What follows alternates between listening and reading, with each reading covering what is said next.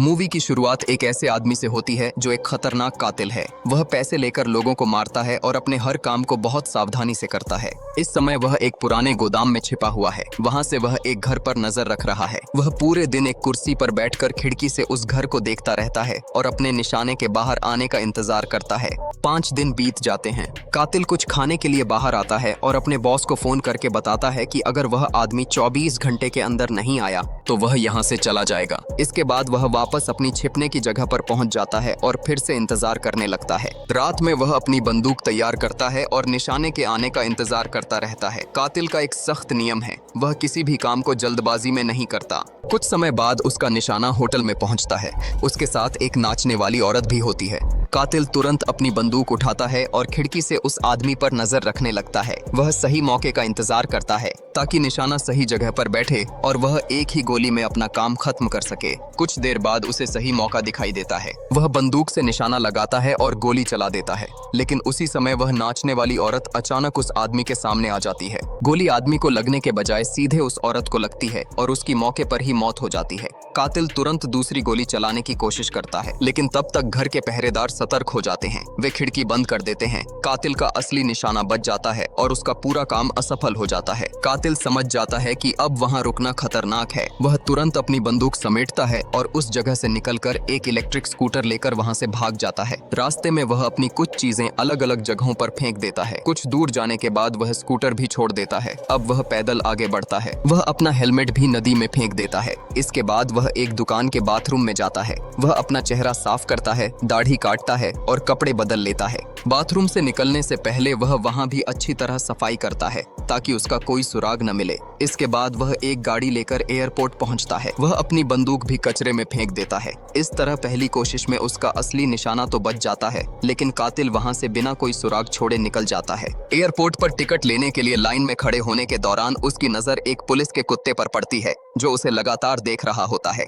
कातिल को शक होता है कि शायद कुत्ता उसकी गंध पहचान रहा है। वह तुरंत दोबारा बाथरूम जाता है और खुद को साफ करता है। इसके बाद वह नकली पहचान के साथ टिकट लेकर विमान में बैठने की तैयारी करता है। तभी उसके मालिक का फोन आता है। मालिक मिशन खराब करने के लिए उसे खूब डांटता है। कातिल बिना कोई जवाब दिए फोन काट देता है और मोबाइल तोड़ देता है। विमान में बैठते समय उसकी नजर एक अजीब आदमी पर पड़ती है। कातिल को लगता है कि शायद यह भी उसके पीछे भेजा गया कोई कातिल है। इसी शक की वजह से वह विमान से उतर जाता है और अगले दिन की टिकट लेता है। लेकिन जब वह दोबारा एयरपोर्ट पर पहुंचता है तो वही आदमी फिर नजर आता है। कातिल अपना सफर फिर टाल देता है और पास के होटल में कमरा ले लेता है। कमरे के दरवाजे पर वह एक जाल लगा देता है और हाथ में चाकू लेकर पूरी रात इंतजार करता है, लेकिन रात भर कोई उसके कमरे में नहीं आता। अगले दिन वह डोमिनिकन रिपब्लिक वापस अपने घर पहुंचता है, लेकिन घर के पास पहुंचते ही उसे कुछ अजीब दिखाई देता है। गेट के पास पैरों के निशान और जली हुई सिगरेट पड़ी होती है। कातिल तुरंत समझ जाता है कि जब वह यहाँ नहीं था तब कोई उसके घर पर आया था। वह बंदूक निकालकर घर के अंदर जाता है।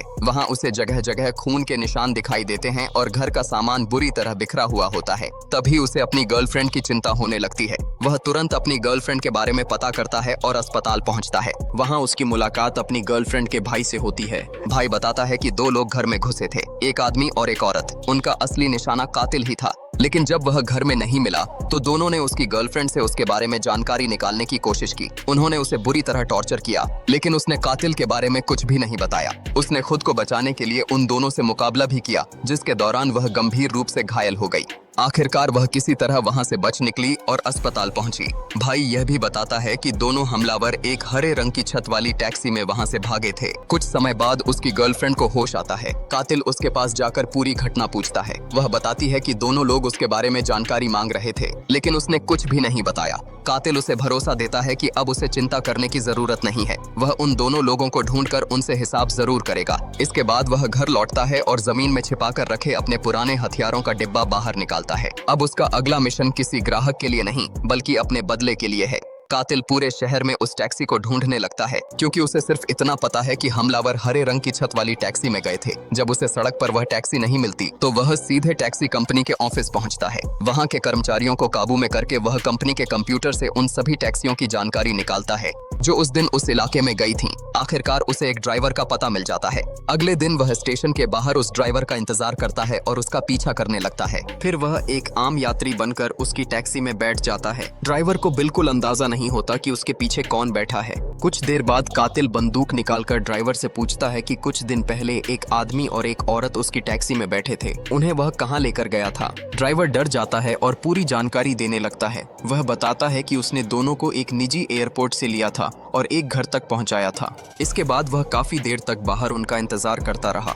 जब दोनों वापस आए तो वे घायल थे। उस आदमी की टांग भी बुरी तरह घायल थी। इसके बाद ड्राइवर दोनों को वापस उसी निजी एयरपोर्ट पर छोड़ आया था। कातिल को सारी जानकारी मिल जाती है, लेकिन उसे यह भी पता चलता है कि ड्राइवर जरूरत पड़ने पर उसके बारे में किसी को भी बता सकता है। इसी वजह से वह ड्राइवर को भी मार देता है और वहां से निकल जाता है। अब कातिल एक नई पहचान बनाकर न्यू ऑरलियंस पहुंचता है। वहां एक गुप्त जगह से अपने हथियार और नकली पहचान के कागज निकालता है। इसके बाद वह एक सफाई कंपनी में कर्मचारी बनकर काम शुरू करता है। उसका असली मकसद उस जगह के अंदर जाना है जहां उसका पुराना हैंडलर काम करता है। वह सफाई का सामान लेकर कंपनी की इमारत के बाहर पहुंचता है और सही मौके का इंतजार करता है। कुछ देर बाद एक डिलीवरी गाड़ी आती है। कातिल ऐसा दिखाता है जैसे उससे भारी कचरे का डिब्बा उठ नहीं रहा हो। डिलीवरी वाला उसकी मदद करने के लिए अपना पास इस्तेमाल करके दरवाजा खोल देता है।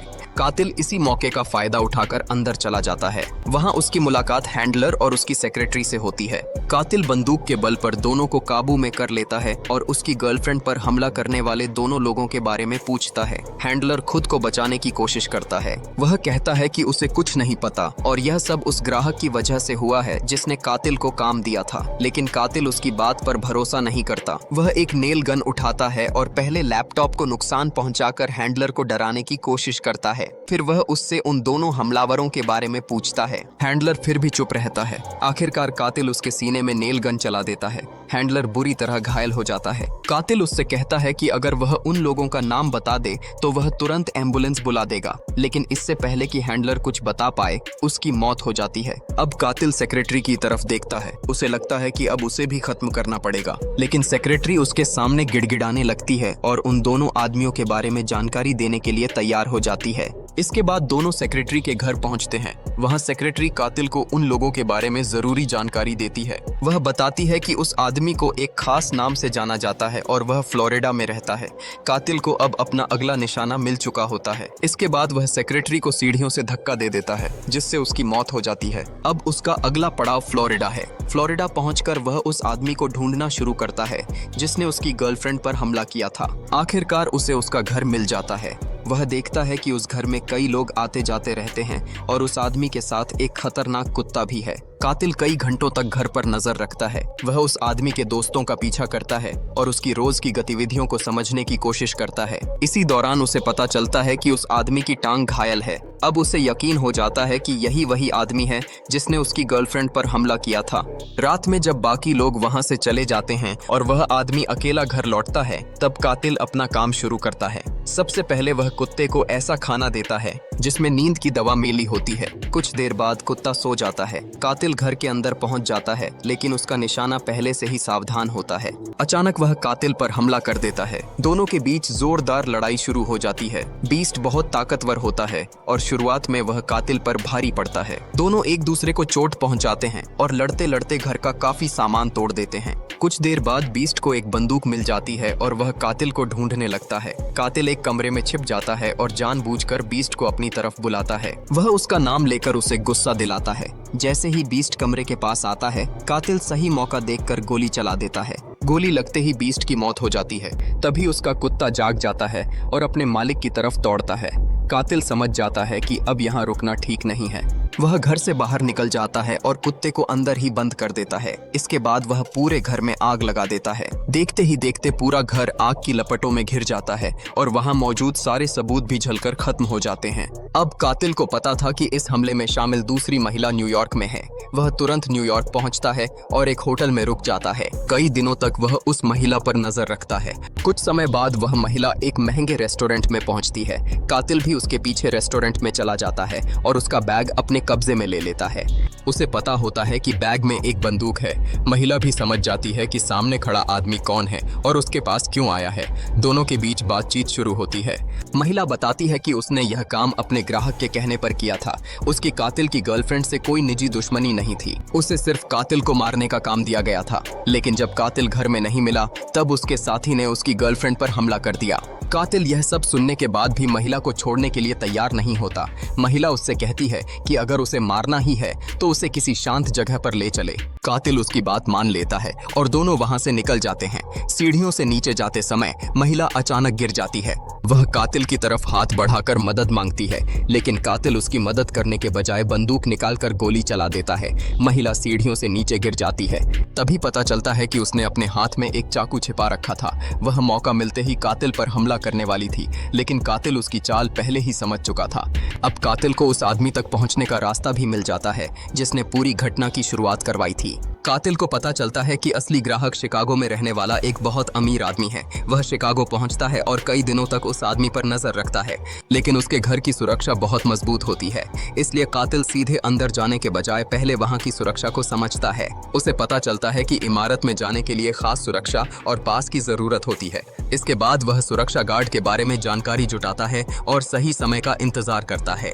आखिरकार एक रात उसे इमारत के अंदर जाने का मौका मिल जाता है। वह सुरक्षा को पार करके क्लाइंट के कमरे तक पहुंच जाता है। क्लाइंट उसे देखकर पहले पहचान नहीं पाता। वह पूछता है कि तुम कौन हो और यहाँ कैसे आए हो, लेकिन कातिल कोई जवाब नहीं देता।